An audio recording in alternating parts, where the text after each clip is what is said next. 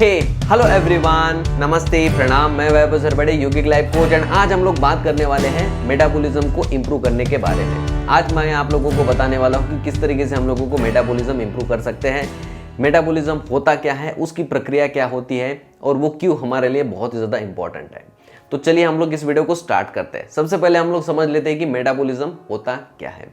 जो भी अन्न हम लोग खाते हैं, उस अन्न का जो रस बनता है और उस रस को जो ऊर्जा देने का काम करता है, वो करता है मेटाबॉलिज्म। सोचिए कि कितनी ज़्यादा महत्वपूर्ण ये प्रक्रिया है। जब वो रस है वो ऊर्जा में परिवर्तित ही ना हो तो कैसे हम लोगों को स्ट्रेंथ मिलेगी, कैसे हम लोगों को सारे पोषक तत्व मिलेंगे, कैसे हम लोगों को एनर्जी मिलेगी, कैसे हम लोग एक्टिव रह पाएंगे, हम लोग कुछ कर ही नहीं पाएंगे। तो इसकी इंपॉर्टेंस जो है हम लोगों को समझनी चाहिए। तो अब हम लोग जान लेते हैं कि मेटाबॉलिज्म कम होने के कौन कौन से लक्षण, या कैसे पता करें कि हमारा मेटाबॉलिज्म सही काम कर रहा है या नहीं कर रहा है। ठीक है, तो मेटाबॉलिज्म वैसे दो प्रकार के होते हैं, एक जो है बीएमआर होता है और एक आरएमआर होता है। तो जो बेसल मेटाबॉलिक रेट कहते हैं या बेसिक मेटाबॉलिक रेट कहते हैं, और एक रेस्टिंग मेटाबॉलिक रेट हम लोग कहते हैं। तो बीएमपी टेस्ट अगर हम लोग करते हैं तो हम लोगों को पता चल जाएगा कि हमारा मेटाबॉलिज्म सही काम कर रहा है या नहीं कर रहा है।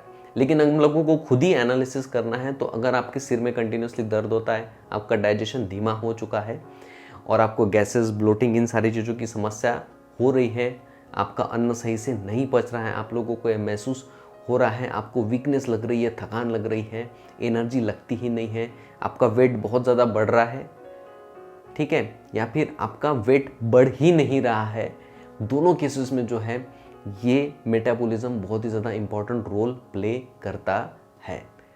ठीक है, तो अगर आप लोगों को इन सारे लक्षण को देख रहे हैं अपने शरीर में, तो आप लोगों को तुरंत थोड़ा सा सावधान हो जाने की ज़रूरत है, क्योंकि ये बहुत एक इम्पॉर्टेंट पार्ट है, प्रक्रिया है हमारे शरीर के लिए, अपने आप को हेल्दी बनाने के लिए। तो चलिए, ये हम लोगों ने समझ लिया है कि मेटाबॉलिज्म क्या होता है, मेटाबॉलिज्म के क्या प्रकार है, एंड मेटाबॉलिज्म के कौन कौन से लक्षण हैं। अब हम लोग बात करते हैं कि मेटाबॉलिज्म को ठीक करने के लिए हम लोगों को क्या करना चाहिए। बहुत ही आसान चीज़ें जो है मैं आप लोगों को बताने वाला हूँ, जो कि आपको शामिल करनी ही चाहिए अपने फूड में।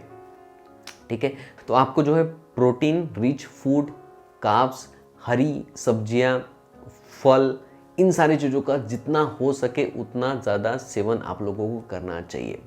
ठीक है, मेटाबॉलिज्म को ठीक करने के लिए कुछ टीज़, जैसे ग्रीन टी भी बहुत ही अच्छा माना जाता है, उसमें एंटीऑक्सीडेंट भी होता है, और हर्बल जितनी भी टीज़ है वो बहुत ही ज़्यादा हेल्प करती है हमारे मेटाबॉलिक रेट को बढ़ाने के लिए। ठीक है, ये दो चीज़ें हो गई। नंबर 3 जो है, आपको वॉक करना चाहिए, एक्सरसाइज हर दिन ज़रूर से करनी चाहिए अगर आप लोग अपने मेटाबॉलिज्म को सही रखना चाहते हो। अगर आप ये नहीं करोगे ना तो आप लोगों को बहुत सारी प्रॉब्लम हो सकती है, क्योंकि जैसी जैसी हम लोगों की एज बढ़ते जाती है वैसे वैसे हमारा मेटाबॉलिज्म और भी ज़्यादा धीमा होने लगता है। तो वो ना ज़्यादा होना चाहिए ना कम होना चाहिए, उसको बैलेंस हम लोगों को रखना है। तो मेटाबॉलिज्म को ठीक करने के लिए बहुत सारे प्राणायाम भी हैं, जैसे आप कपालभाति भी कर सकते हो, अग्निसार प्राणायाम भी कर सकते हो। ये जो है बहुत ही अच्छे से हेल्प करेंगे आपको अपने मेटाबॉलिज्म को सही करने के लिए।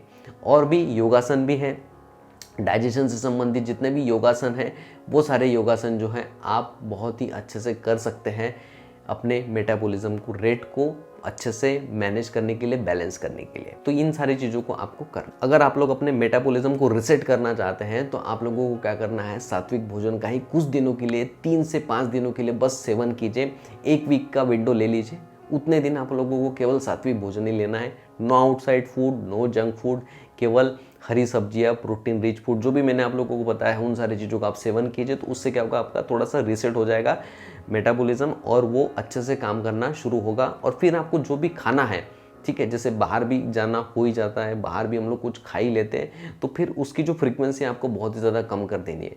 क्योंकि जैसा कि मैंने आप लोगों को बताया कि मेटाबॉलिज्म जो है जैसे जैसे एज बढ़ती है वैसे वैसे उसका फंक्शनिंग जो है ख़राब होना शुरू हो जाता है। तो आपको ऐसे नहीं करना देना है, अपनी लाइफस्टाइल को सही रखना है, और जो बातें यहाँ पे बताई गई है उसका ध्यान भी रखना है, और उसको आपको करना भी है, और उसको अपने डेली रूटीन में ऐड करना है।